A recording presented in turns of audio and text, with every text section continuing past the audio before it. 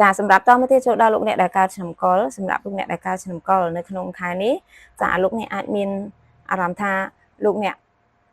ត្រូវជួបនឹងបញ្ហាច្រើនប៉ុន្តែបន្ទាប់ពីបញ្ហាកើតឡើងលោកអ្នកក៏អាចមានគេហៅថាគ្រោះខ្លាចជាលៀបវិញណាហើយថាបញ្ហាហ្នឹងក៏រុញច្រានឲ្យលោកអ្នកទៅជាមានគេថាឱកាសជួបជាមួយនឹងមនុស្សល្អឬរឿងល្អៗត្រឡប់មកវិញចាអញ្ចឹងនៅក្នុងឱកាសនេះឃើញថាលោកអ្នកមានបញ្ហាមានឧបសគ្គច្រើនពិតមែនប៉ុន្តែលោកអ្នកក៏អាចមានឱកាសថ្មីចូលមកច្រើនដូចគ្នាណាចាហើយសម្រាប់រឿងលុយកាក់អ្នកកើតឆ្នាំកុលឃើញថា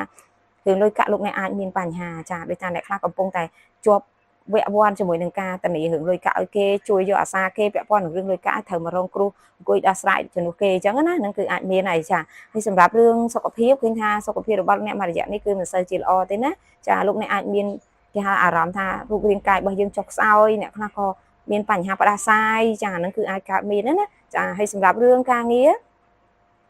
នៅក្នុងឱកាសនេះដែរឃើញថាការងាររបស់អ្នកមានអ្នកចាំជួយជ្រោមជ្រែងណាអញ្ចឹងមិនថាមានបញ្ហាឧបសគ្គទេក៏អាចមានអ្នកជួយយើងបានហើយសម្រាប់ការរកស៊ី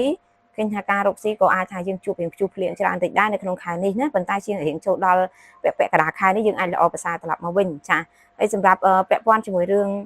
ស្នេហាឬក៏ជីវិតគូ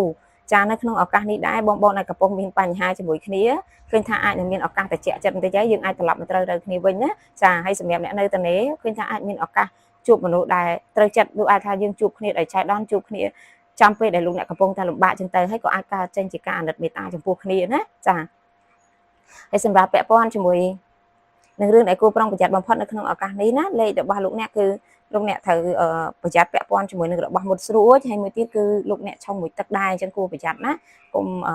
ចុះលេងទឹកលេងអីព្រាបដែរអាចមានគ្រោះថ្នាក់ចាហើយចុងក្រោយការធ្វើបុណ្យគឺសារធ្វើបុណ្យដោយការប្រឡែងសัตว์ទៅដើម្បីលើករាសីរបស់យើងពណ៌លើករាសីរបស់អ្នកចាគឺមានពណ៌ទឹកប៊ិចរៀងស្រាលណាចាហើយមួយទៀតគឺពណ៌សចាសម្រាប់លេខសំណាងរបស់លោកអ្នកចាគឺមានលេខ72ណាចា